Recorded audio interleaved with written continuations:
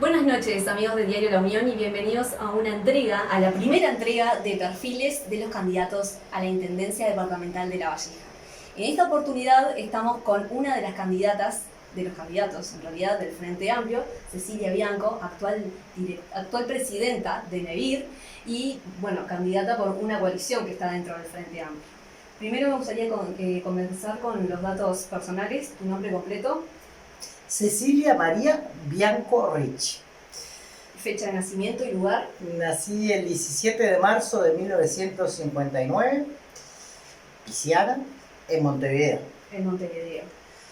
¿Y cómo fue que llegaste acá? ¿Cómo llega a Mariscal? A Mariscal, así Bueno, la familia de mi madre, Ricci, es una familia oriunda de Mariscala de hace muchísimos años, incluso la bisabuelo de mi madre fue uno de los que donó parte de los terrenos para la construcción del pueblo, de la familia Cal. De manera que mi vínculo con Mariscala es de toda la vida. Yo estudié veterinaria y mi madre era una persona cuya familia estaba vinculada a la actividad agropecuaria. Ellos tenían campo. Y bueno, cuando me recibí de veterinaria, que ya hace un montón de años, en el año 85, me vine a vivir a Mariscala, a radicar allí, a trabajar en mi profesión. Y bueno, ahí empezó, yo diría, ahí se reforzó un vínculo afectivo muy fuerte que nosotros teníamos y tenemos con ese pueblo, que me recibió con los brazos abiertos, y bueno, me siento una mariscalense más desde aquella época. Y como digo siempre, tengo el gusto de que la propia gente de Mariscala diga: no, pero vos sos de Mariscala. Cuando yo digo no, porque viste que en los pueblos chicos, yo digo, la gente es del pueblo, cuando se va, ¿no? Dicen, era de Mariscala. Y el que viene, por más que haga, en mi caso, más años que vivo en Mariscala de los que viví en Montevideo, nunca uno termina, parece, siendo del pueblo. Y sin embargo, ya desde hace muchos años, cada vez que yo hago un comentario al respecto, los mismos vecinos me dicen: pero vos sos de acá, vos sos una de nosotros. Así que digamos, soy mariscalense por elección, por adopción, y la verdad que es mi lugar en el mundo. ¿Cómo fue tu infancia? Bueno, nosotros somos una familia muy grande, somos 10 hermanos. Nosotros vivimos siempre en Montevideo. Mi papá, que tiene 94 años, 95, va a cumplir el mismo día que yo, somos del mismo día, el 17 de marzo. Era dentista, está jubilado ya hace muchos años, se podrán imaginar con esa edad. Y bueno, mi mamá, que como te decía es oriunda, en realidad mi mamá nació en lo que entonces se llamaba Estación Corrales, en José Pedro Varela, el actual José Pedro Varela, en un establecimiento que mi abuelo arrendaba ahí en esa zona. Y bueno, se fue a estudiar de niña al liceo, a Montevideo. Y bueno, allí conoció a mi padre, y nosotros se instalaron allí en una familia que tuvo, como te decía, 10 hijos. Mi mamá falleció hace unos años ya, en el 2013. Y bueno, es una familia grande, como todas las familias grandes, una familia muy bochinchera, muy barullenta, de origen italiano por los dos lados. Así que somos una familia, digamos, yo diría, muy unida para lo que son las familias grandes. Tengo, como te decía, 9 hermanos y 29 sobrinos. 27 de mis hermanos y 2 hijos de una querida amiga con la que hicimos toda la carrera juntas, que somos muy compañeras, muy amigas, y que ellos dos también están integrados a mis sobrinos. Así que yo digo que tengo 29 en realidad, y ya tengo 12. Soy bisabuela de 12 pequeñitos que van. El más grande Mateo tiene 7, va a cumplir 7 años. Y bueno, y bebitos hay hay unos cuantos en la familia, pero menores de, digamos, de 6 meses hay 5 bebés. Así que mi infancia, como tú me preguntabas, y fue una infancia muy, muy feliz, ¿no? Nosotros provengo de una familia, digamos, que desde el punto de vista económico siempre fue una familia que estuvo, digamos, bien. Mi padre siempre trabajó, mi madre era hija única, se desquitó teniendo 10, y bueno, ella heredó el campo de sus padres, que era allí en Mariscala, y nosotros fuimos criados y educados con los valores católicos. Mis padres son muy católicos, y bueno, después algunos siguieron digamos, con esa convicción de fe, otros no, pero todos formados con los valores del cristianismo, que yo digo son la esencia del valor del trabajo por el otro, por lo social. Eso siempre me pegó muy fuerte, yo diría desde mi primera juventud. Siempre tuve una inclinación por las cuestiones sociales, y bueno, por ahí, no sé. ¿A qué escuela fuiste?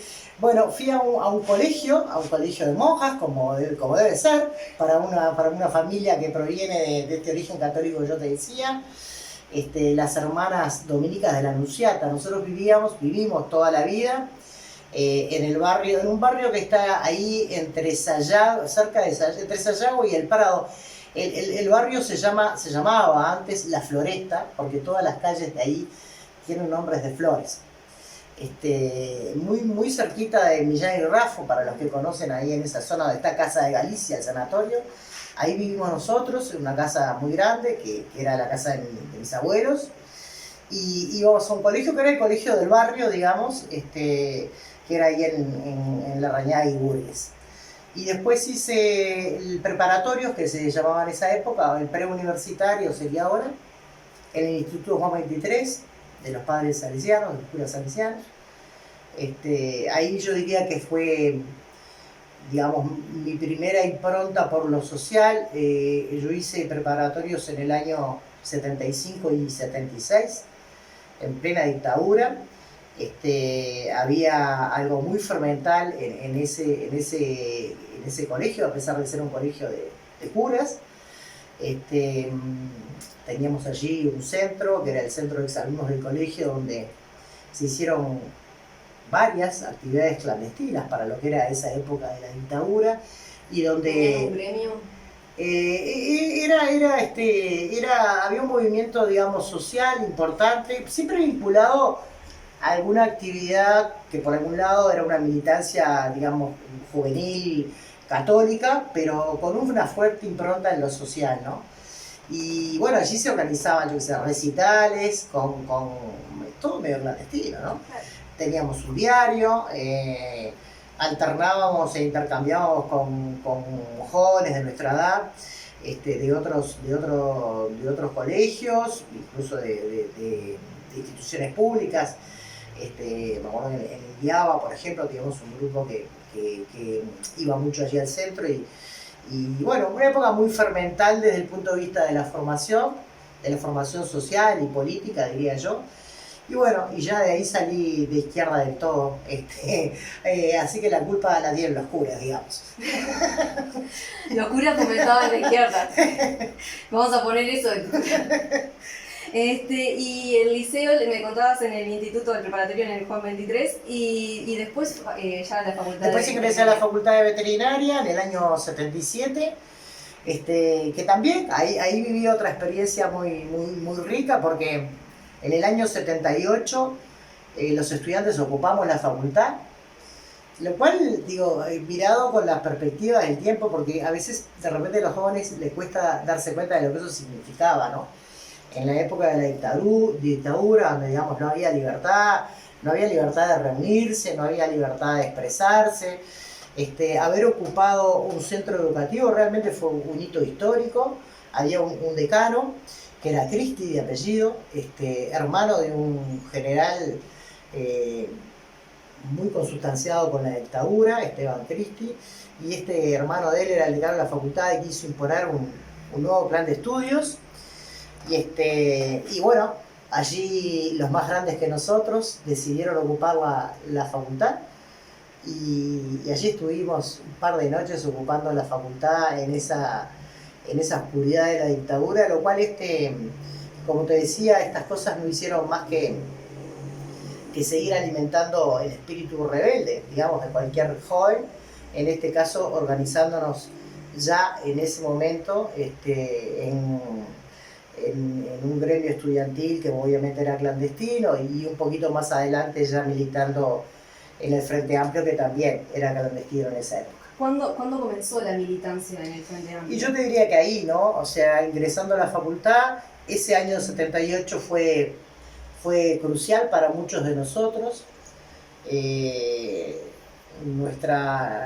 Yo que venía, digo, hay que decirlo, venía de una familia conservadora, donde en mi casa, digamos, no se hablaba de política y la dictadura para nosotros en la familia era algo que estaba pasando en otro lugar. No se vivía, exactamente, no se vivía en mi casa, a pesar de que mis padres eran, digamos, conservadores en el sentido de la educación, lo digo, pero siempre estuvieron más alineados con los más necesitados, con los más pobres, y siempre, digamos, cuando llegó el tiempo de que nosotros éramos adultos y pudimos conversar estas cosas con ellos, nos dimos cuenta que en realidad en ese momento tal vez lo hicieron para protegernos o lo que ellos pensaban que era protegernos de un ambiente social que a veces se ponía muy duro, ¿no? En las cuestiones clandestinas de los estudiantes y qué sé yo. Pero yo te diría que ahí, ese año 78 fue clave. Ahí enseguida se formó un comité, digamos, virtual de estudiantes, comité del Frente Amplio, de estudiantes de veterinaria. Y bueno, ahí empezamos una militancia que primero fue gremial, como estudiantes, y después ya comprometidos con el Frente Amplio. Bien, y los referentes en política, ¿cuáles son tus referentes en política? Bueno, tenemos mi generación, en lo que es la izquierda tenemos un gran referente que es Liber Seregni, ¿no? A veces cuando yo hablo con mi sobrino me dice, otra vez con Seregni. Y el otro día escuchábamos con una de ellas, una breve video que ustedes mismos publicaron del día que hicimos la oratoria cuando el aniversario del Frente Amplio, el 5 de febrero, y me dice, nombraste 3 veces al general Seregni. Claro, para ellos es una persona desconocida, ¿no? Pero para nosotros, que vivimos en esa etapa, es un referente, digamos, ideológico. Y para alguien como yo, que además siempre fui independiente, digamos, dentro del Frente Amplio, nunca tuve ni una formación doctrinal de ninguno de los partidos que en ese momento conformaron el Frente Amplio. Siempre la figura de Seregni como independiente fue para mí una de las referencias más importantes. Bueno, y después, aunque parezca curioso, también fue para nosotros un referente en esa época Wilson Ferreira Lunato, que estaba exiliado. Nosotros teníamos muchos compañeros que militaban clandestinamente en el Partido Nacional, jóvenes progresistas, que tal vez hoy mirarían con cierto disgusto algunas de las cosas del Partido Nacional, entre ellos que no haya una corriente fuertemente wilsonista, ¿no? Pero los wilsonistas estudiantes de esa época eran jóvenes muy progresistas ideológicamente. Y bueno, eso también fue algo que nos unió, porque Wilson estaba en el exilio, mandaba grabaciones, nos juntábamos para escuchar esas grabaciones. Y era muy lindo enriquecernos en ese momento con personas que estaban militando clandestinamente como nosotros, pero en otro partido, que era un partido tradicional. Y bueno, algo de eso yo creo que se ha perdido, porque tal vez los partidos tradicionales, sobre todo el Partido Nacional, ha perdido un poco esos referentes como pudo haber sido Wilson. Recientemente se fue otro, como Carlos Julio Pereira, que también fue en esa época alguien que estaba muy cercano a las juventudes estudiantiles. Así que si me dijeras cuál es tu referente político, y para mí es Sereni. Sereni y Wilson Ferreira. Bueno, en esa etapa y por esas cosas que te decían, porque capaz que después alguien edita esto y me dice, oh, mire, la candidata del Frente Amplio, pero las verdades son verdades, ¿no? Y yo creo que uno debe decirlas. Para nosotros, en ese momento como estudiantes, estábamos todos juntos y en realidad contra lo que militábamos era contra un gobierno que nos oprimía, que no nos daba libertad. Wilson también fue un entusiasta de animarnos a seguir en esa lucha. Un rebelde. Un rebelde. Y la llegada a MEVIR, ¿cómo se dio la llegada a MEVIR? Porque además es bastante, no sé si simbólico sería la palabra, pero novedoso, una mujer presidiendo en la política un ámbito donde tenemos muchos hombres. Sí. Ahí te saltaste como 35 años de mi vida, pero lo vamos a dejar así, está bien. Así llegamos más rápido. Pero no hablamos de la veterinaria.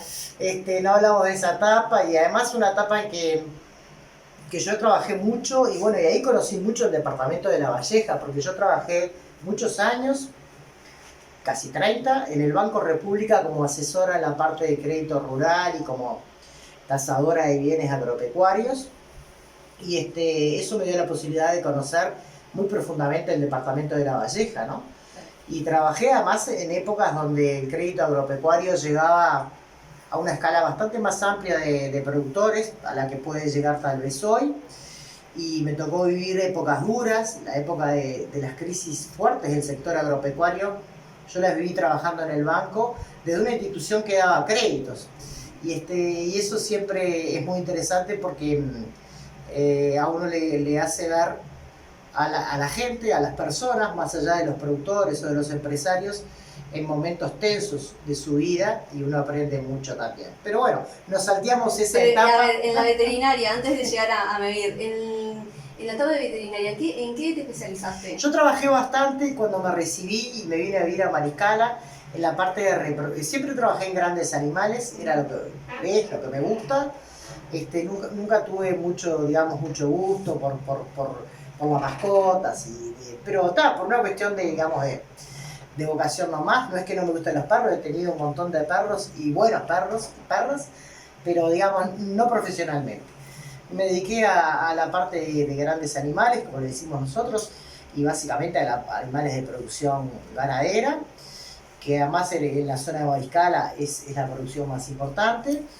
Y bueno, trabajé bastante en la parte de reproducción en esos primeros años.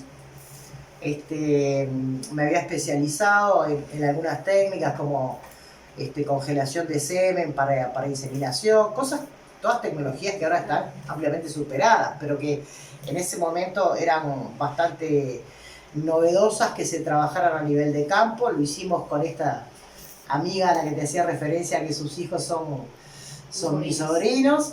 Y con otro colega de allá de Mariscala trabajamos bastante en eso, en la parte de reproducción. Y bueno, después ya casi enseguida ingresé al banco, ¿no? Porque yo me recibí en el año 85 y en el año 87 hubo por primera vez un concurso para veterinarios, porque el banco tenía en esa función siempre ingenieros agrónomos. Por primera vez se abrió un concurso para veterinarios, primera y única vez, porque nunca más entraron veterinarios. Y bueno, entré ahí. Fuimos 16 colegas que entramos en un concurso que también es una satisfacción personal haber ingresado de esa manera al banco, porque fue un concurso donde se presentaron 300 y pico de veterinarios. Así fue una única vez.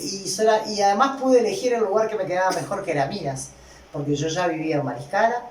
Así que bueno, ese fue el transcurrir. Después, bueno, en la medida que fui agarrando más responsabilidades en el banco, cada vez fui trabajando menos en la profesión liberal, aunque seguía haciendo algunas cosas ahí en la zona de Mariscal. Y bueno, y ahora sí capaz que llegamos a MEVIR. ¿Cómo fueron los inicios? ¿Fue MEVIR, la comisión? MEVIR, ustedes saben que MEVIR, la dirección de MEVIR es una comisión honoraria de 11 miembros. Honoraria salvo el presidente o la presidente en este caso, que además de ser presidente de MEVIR es un cargo de dirección del Ministerio de Vivienda y por lo tanto tiene el salario correspondiente como director de vivienda rural. El resto son integrantes honorarios que, como dice la ley, son designados por el Poder Ejecutivo en personas versadas, así dice la ley, en temas sociales y rurales. Bueno, a mí me invitaron a participar en la comisión honoraria de MEVIR a partir del alejamiento de esa comisión de otra colega veterinaria que había sido mi jefa en el Banco República y que ella integraba la comisión honoraria y se fue en ese momento a presidir la Corporación Nacional para el Desarrollo. Y bueno, me invitó a integrarla, me presentó a quien era entonces el presidente de MEVIR, que era el arquitecto Francisco Beltrame, querido Pancho, el que tengo, por el que tengo mucho afecto, porque fue quien me abrió las puertas en ese momento en MEVIR y yo diría me alentó y me entusiasmó a algo que yo no me hubiera imaginado nunca que iba a terminar trabajando en algo como esto. Empecé en forma honoraria, eso fue en el año 2011, en abril del 2011, y a mediados del año siguiente, del 2012, en julio, a Beltrame lo designan ministro de Vivienda.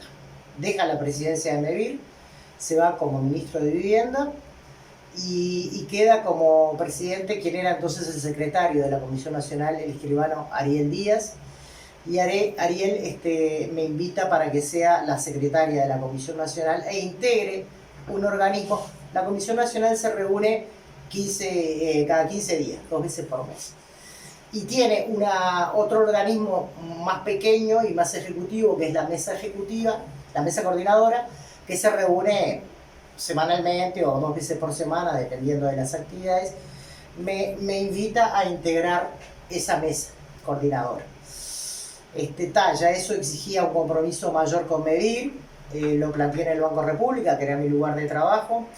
Al ser una designación, los miembros de la Comisión Nacional los designa el presidente de la República y por tanto quienes son funcionarios públicos tienen la autorización para, cuando tienen reuniones por la comisión, no asistir a su lugar de trabajo. Yo lo planteé en el banco porque eso me implicaba por lo menos una vez por semana estar en Montevideo. Obviamente el banco me autorizó a hacerlo, implicó mucho trabajo para mí porque yo tenía mucho trabajo en el banco en esa época y a veces lo tenía que hacer los sábados porque si no, no me daba la semana. Y bueno, ahí sí ya me integré, eso es mediados del 2012, me integré a la mesa coordinadora a fines del 2012, quiere decir que ya en enero del 13 yo estaba con un compromiso bastante grande con MEVIR, de tiempo, de ocupación, de mis intereses, digamos, y de empezar a conocer una institución que es enorme en muchos sentidos, con una gestión bastante difícil, con una cantidad de recursos humanos, con una cantidad de viviendas para gestionar, porque la gente ve las viviendas que entregamos nuevas, pero MEVIR gestiona, es decir, todavía tiene bajo régimen de arrendamiento casi 20.000 viviendas. Son muchos planes. Exactamente, decimos nosotros a veces probando la inmobiliaria más grande del país, porque son familias que tienen un vínculo con MEVIR como arrendatarios y por tanto, digamos, hay una cantidad de gestiones que tiene que ver con el cobro de las cuotas, con problemas que pueda haber en el repago, con morosidad, con el mantenimiento de esas viviendas, no el mantenimiento ordinario, pero sí en las cosas que extraordinariamente puedan suceder y que suceden. Viene una granizada, se rompen los techos, se vuelan los techos, en fin, en eso tiene casi 20.000 viviendas en gestión, o sea que es una institución compleja. La empecé a conocer, me empezó a entusiasmar, creo que finalmente encontré ahí cómo canalizar todo esto que hablábamos hoy más temprano de mi vocación por lo social. Y bueno, y finalmente en diciembre del 2014 me llama quien había sido designada en ese momento como ministra de Vivienda, la arquitecta Eneida de León, querida Eneida, con la que hemos pasado todos estos años trabajando juntas. Yo no la conocía y me dice que bueno, que había empezado en mí para designarme como presidenta de MEVIR y como directora de vivienda rural. ¿Te lo esperabas? La verdad que no me lo esperaba porque, digamos, yo había insistido mucho en dar el mensaje por elevación, como decimos a veces, a los compañeros más cercanos de que yo no en ese momento, ¿no? Lo pensaba así, no estaba dispuesta un poco a cambiar mi vida en Mariscala, que era una vida muy tranquila, desde todo punto de vista, ¿no? Muy tranquila como vida de pueblo del interior. Yo estaba muy integrada, siempre estuve muy integrada a todas las actividades de Mariscala. Tenía un trabajo que, si bien había llegado a una etapa en que me entusiasmaba poco el trabajo en el banco, era un trabajo bueno, que me daba la posibilidad de vivir tranquilamente y darme mis gustos. Estaba, como dicen los psicólogos, en una zona de confort. Y bueno, yo me había tratado, como te decía, de dar ese mensaje a los compañeros más cercanos de que no, porque ya se empezó a rumorear un tiempito antes como que podía ser la persona para quedar allí. Recorriste todo Uruguay. Y bueno, y ahí me acuerdo que le dije a Eneida, que no la conocía, bueno, Eneida, yo te pido que me des un par de días para pensarlo, porque yo tengo que cambiar mi vida, me tengo que ir de Mariscala, por lo menos entre semana, tengo que dejar mi trabajo, en fin. Todas esas excusas que uno pone cuando está cómodo en un lugar y no quiere salir. Y bueno, ¿La ministra qué dijo? Me dijo, bueno, no tenés mucho tiempo para pensar porque yo al presidente le tengo que dar los nombres. Ella es una persona muy enérgica, ustedes la conocerán. Así que no tenés mucho tiempo para pensar. Bueno, le digo, dentro de un par de días te llamo. Y bueno, lo hablé con gente de mi familia, lo hablé con unas queridas amigas, una de ellas, la Tana, esta que te hacía referencia, y ella me dijo muy claramente, pues yo le dije, no, tengo miedo de extrañar Mariscala, viste, las vacas. Yo además, había fallecido mi mamá hacía poco, como te decía, entonces yo había iniciado un proyecto productivo independiente, digamos, con una parte del campo que me había tocado por herencia, que era un campo pequeño, ideal para mí, para poder manejarlo directamente, sola, ahí en Mariscala mismo. Estaba todo dado para la vida tranquila. Y recuerdo que ella me dijo, pero ¿te jorobar con las vacas? Y decía, vos, lo que siempre te gustó no son tanto las vacas, sino la gente que anda con las vacas. Y eso me emociona todavía hoy acordarme de eso, porque realmente eso, de alguien que me conocía mucho, que me conoce mucho, bueno, yo creo que fue un paso decisivo para salir de esa zona de confort que te decía. Y realmente no me arrepiento en absoluto de haber tomado ese paso, porque MEVIR cambió en muchos aspectos, mucho de mi vida, y es un lugar donde uno puede hacer muchas cosas por las personas, por la gente, en forma directa, y eso a uno no le da más que satisfacciones, por más que me complicó bastante mi vida durante todos estos años. La verdad que el balance es tan positivo que uno se olvida del cansancio y de algunos disgustos y de algunas cosas que pueden no haber salido bien. Sí, pero que es la vida sin los desafíos. ¿Y qué te atrae y qué te frustra de la política? Qué buena pregunta. Yo creo que lo que me atrae es que, digamos, la política es un instrumento, no el único, pero es un instrumento, yo diría que muy válido. Lástima que un poquito devaluado, capaz, en los últimos años, para eso, ¿no? Para trabajar por la gente. Si uno entra a la política dispuesto a trabajar por la gente, a dejar todo y a no llevarse nada más que satisfacciones, alegrías, en fin, es un trabajo muy noble, muy lindo, porque es el lugar donde uno tiene capacidad real de incidir sobre el entorno de la vida de la gente y las condiciones que la gente precisa para desarrollarse. Así que lo que me atrae, digamos, es eso. Y lo otro que me decías, ¿qué es lo que te frustra? ¿Qué es lo que te frustra? Bueno, y bueno, la política es, decía, no me acuerdo quién, pero una definición muy vieja, el arte de lo posible, ¿no? Y bueno, a veces no todo es posible, no todo lo que uno quisiera es posible. Eso genera algunas, no sé si la palabra es frustración, pero bueno, algunas cosas que le dejan a uno la sensación de no haber podido hacer o no poder hacer.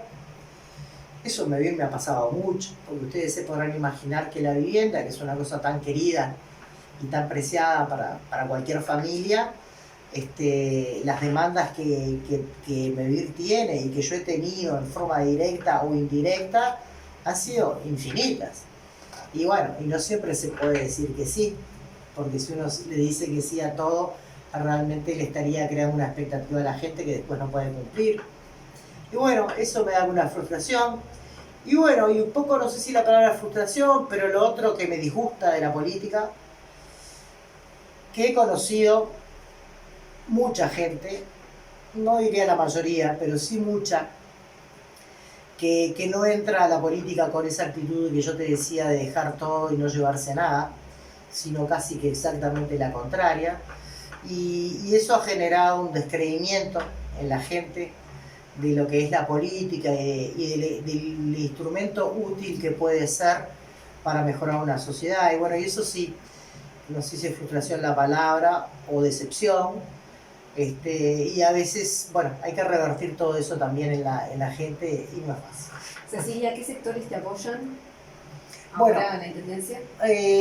Acá me están apoyando Marcha Frente Amplista, que es mi grupo de origen, digamos, donde empecé a limitar por primera vez fuera de esa Frente Amplista independiente que yo te decía. Está también Asamblea de Uruguay, la lista 21-21, con Ernesto Cesar, un gran compañero que conocí en mi época. Fui edil también, sí, en una época, y en mi época de edil compartimos con Ernesto la junta, y ahí lo conocí, un compañero entrañable, muy querido para mí, del que he aprendido mucho además. Está Ernesto con el grupo de Asamblea de Uruguay. Está la lista 738, que es Alianza Progresista. Ahí están los compañeros Marta Sotelo, Juan Martín Fracha, que son ediles y que están también acompañándome. Está la lista 99.000, el Nuevo Espacio. Ahí el referente es un compañero que vive en Villa Serrana, Gabriel Casal, es un médico jubilado, que hace unos cuantos años hace mucho que está vinculado a Villa Serrana, pero que se vino a vivir allí con su señora, que también es médica jubilada, y que han tenido una participación muy activa en la comunidad de Villa Serrana, en la fomento de allí del lugar, y que es un poco quien está liderando el Nuevo Espacio acá en La Valleja. Y bueno, y tal vez, después hay algunos compañeros independientes muy valiosos. Bueno, en primer lugar Daniel Ximénez, que ha sido un queridísimo compañero para nosotros, para mí personalmente. Siento que con el apoyo de él la fórmula es muy, muy, muy potente. Yo lo siento así. Hay como un balance de dos cosas, que es una mujer, un hombre de Minas, fuerte arraigo en la ciudad de Minas, muy conocido, una mujer del interior, que en Minas se la conoce poco, pero que tanto por mi actividad profesional, como funcionaria del banco, y bueno, y ahora con Mevir, el interior es el lugar donde yo me siento más cómoda, en el sentido que es el lugar donde estoy habitualmente, así que tengo el desafío a partir del 1 de marzo de recorrer cada una de las calles y los barrios de Minas para que la gente me conozca, para hablar con ellos. Hay otros compañeros independientes también. Se ha sumado hace poco Mariela Leis como una referente de la cultura, una gran compañera. Y bueno, y algunos otros compañeros más. Está Felicita Alonso, una médica, pediatra, muy querida, allá en Varela. Y bueno, y estamos esperando, yo diría en las próximas horas, algún otro grupo que nos va a acompañar en este desafío. Y me quedó una pregunta que me gustaría contestártela. Perdóname, pero yo capaz que hablo mucho de corrido, pero me hiciste una pregunta que es muy importante y que la pasamos de largo cuando hablamos de Mevir. Yo soy la primera presidenta mujer en Mevir. en un mundo rural, como bien decías vos, que es un mundo básicamente masculino. Sí. Tal vez la experiencia de ser veterinaria en ese mundo, y bueno, y después productora también, me ha dado alguna facilidad para entenderlo y comprenderlo mejor. Y en realidad Mevir tuvo muy pocos presidentes, ¿no? El primer presidente de Mevir fue Alberto Gallinal, doctor Alberto Gallinal, que fue su impulsor. Después estuvo el arquitecto Mieres Muró, que estuvo durante muchos años como presidente de Mevir. Después estuvo en un periodo muy cortito el arquitecto Seco, en el periodo le tocó lo peor, del 2000 al 2002, la crisis, hasta el 2003, digamos.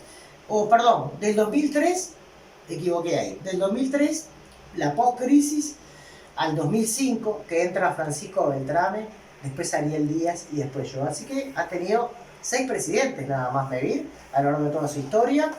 Y bueno, ser una mujer en ese